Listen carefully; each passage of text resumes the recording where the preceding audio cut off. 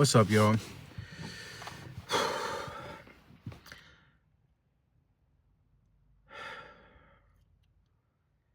I am at a funeral right now. One of my cousins, like one of my dad's like first cousins, he he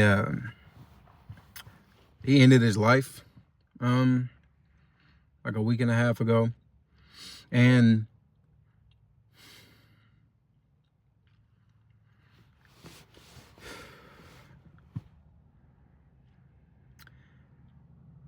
this was the cousin that got me into wanting to learn the guitar when I was 13.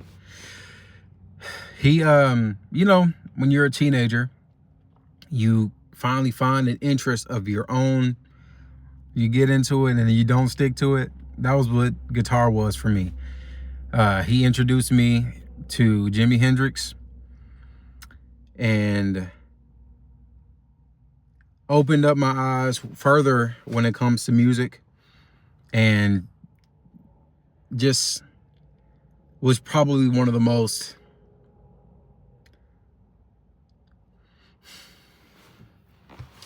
he was probably one of the most like calming like people to be around, like genuinely one of the most calming people to be around. And then his brother was the energy, my cousin Tim, and he was also into music. He was into DJing, and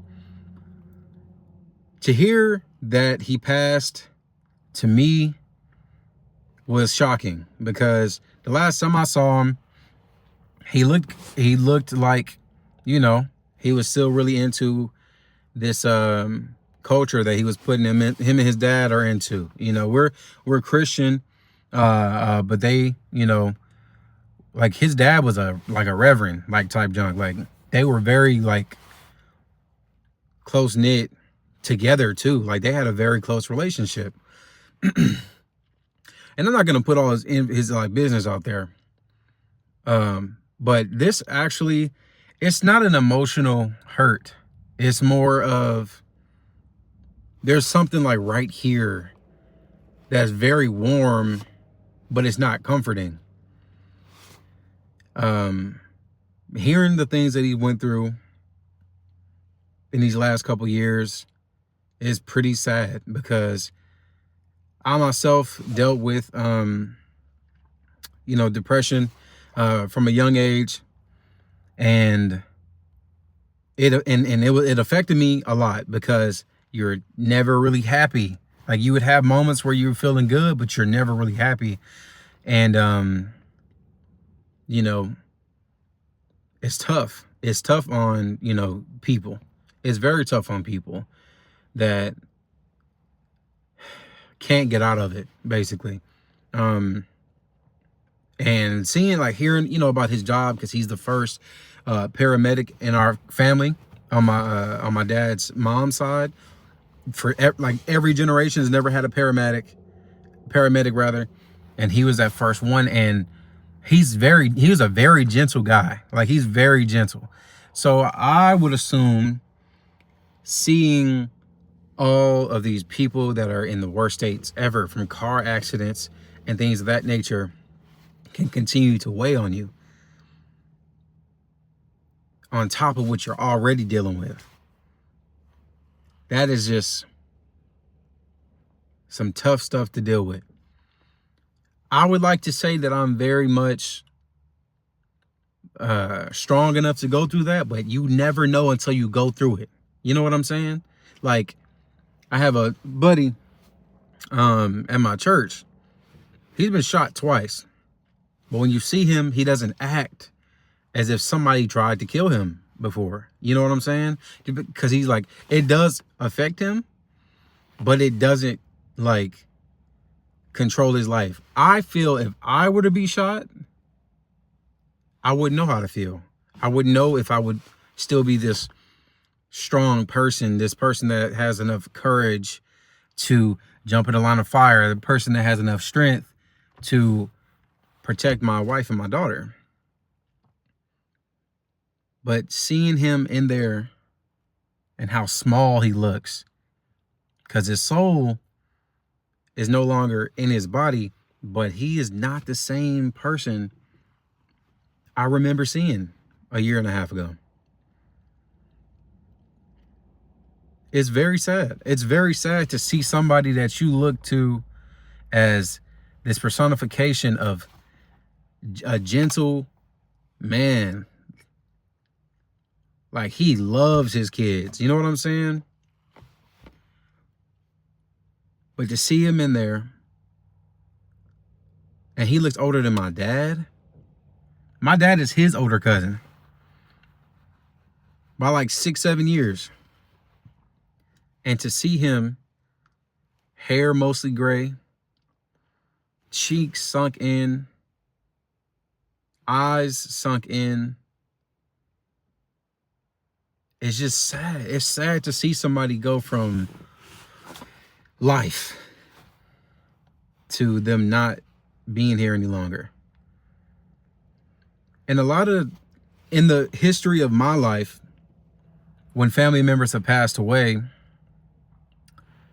it's always been near, within days, or on my birthday. My birthday is June the 2nd. From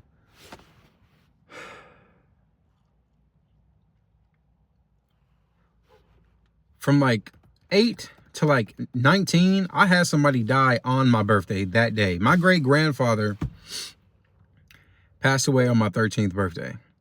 I literally told my mom, hey mom, let's go see Uncle Richard, but when I get off of school. And 15 minutes before we got to my great grandparents' house, he passed away. And for a long time, I used to blame myself. Like, me living is the reason why people keep dying that I love.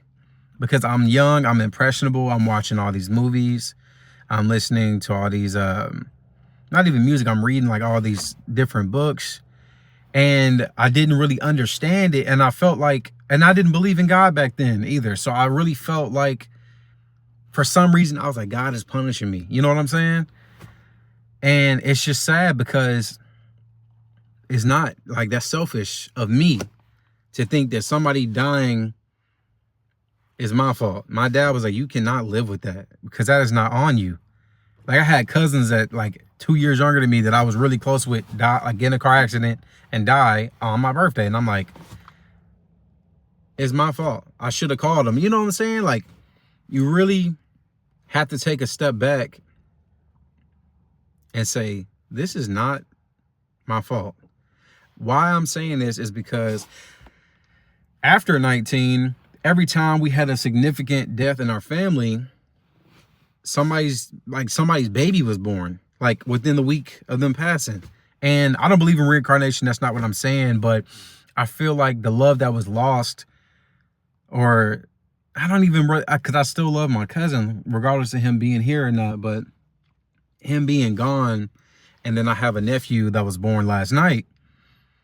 It's just like love, the love in total never dissipates. So I'm sad. I'm sad as heck. But I don't think that I'll cry because I'm here for my dad. Like, that's my dad's little cousin. That's my grandma's first nephew. Like,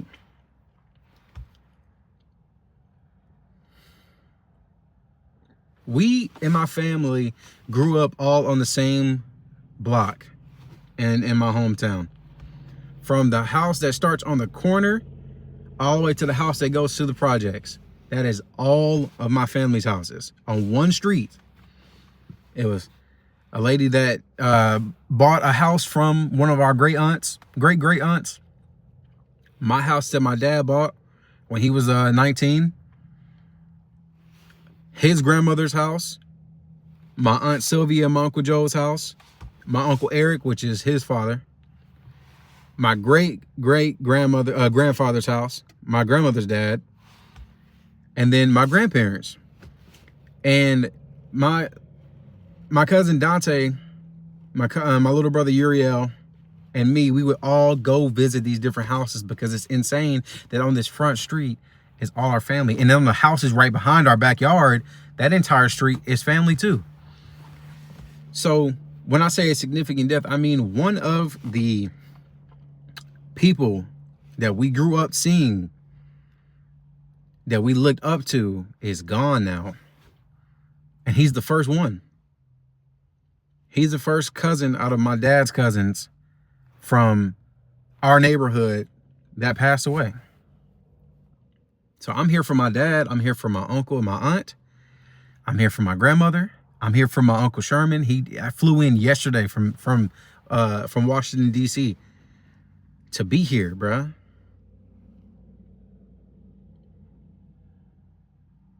My cousins Justin and Jeremy, they're here. My little sister, she's not coming. She's sick this morning. My younger brother, he said he's supposed to be coming, and I'm gonna have to be here for him because he doesn't deal with death the way that I do, because I have a very close relationship with people that, you know, have passed, and he does not deal with death the way that I do, because I have internalized it for all those years. And then when I got saved and, you know, having conversations with my dad and my grandfather, and really kind of understanding like death is not the end, you know what I'm saying? And we're not going to get into like religions or anything, because I'm a Christian, and I abide by the Bible and, you know, the things that it say. So what I can do now is just pray for his parents. I pray for his brother. My cousin Tim will be here in a bit. He's very strong when he has a death in the family. Still able to joke. Today probably won't be that day. And I'm not a little kid anymore. I'm 28. I can be there for my family if I need to. So I'm going to do that. That's why I'm here. I'm here to be a comfort. I'm here to be in prayer with my family. My wife and daughter are not here because my nephew was born last night. We were up all night, but I wanted my wife to get rest, and I wanted to be here for my family. And yeah, it's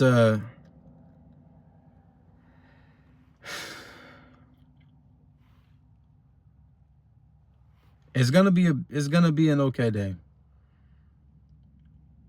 I'm not gonna end this day sad because there's still love in our family. This doesn't change anything. It's probably gonna bring us even closer, because we've had a lot of deaths in our family, but this one is like so close.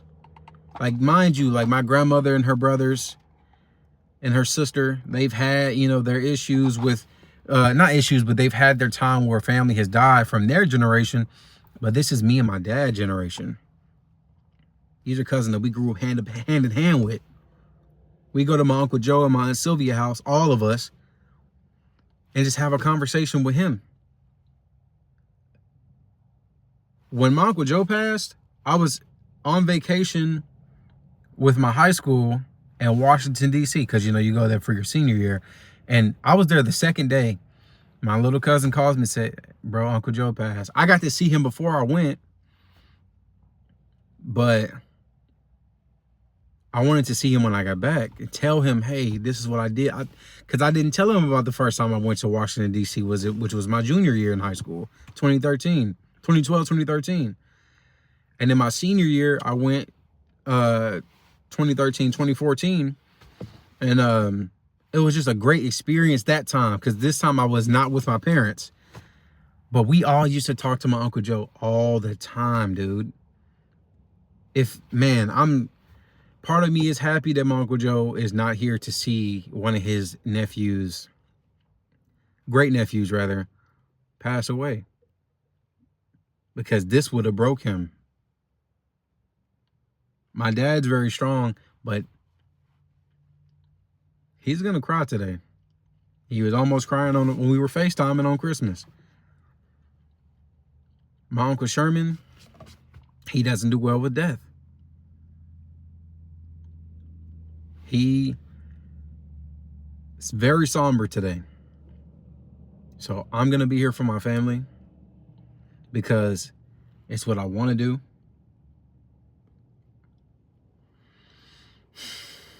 It's just sad. We had our family reunion in August, and now my cousin is gone. So this is a different type of feeling because I just seen him like a year and a half ago. I didn't see him at the family reunion. I saw his brother Tim, and now he's gone. This is very, very sad. Like, genuinely, like, there goes my cousin Tim.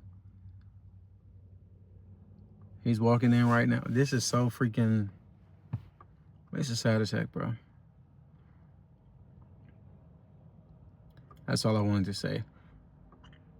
Keep your family close, bro. Check on your people. And it's not like we didn't do that. He just was going through so much. Like, some people, as my grandma said, they can't find ways to cope with their depression, and I didn't know all the other stuff that he was dealing with. So it's like, his dad has been there for him, his mom's been there for him, and it's still a lot. You know, everybody has their own strengths and weaknesses. That's why check on your people is a thing that people always say when people pass. You have friends that you're close to that you love. You got family that you're close to and that you love, and family that you don't love. If you see them going through something, speak with them.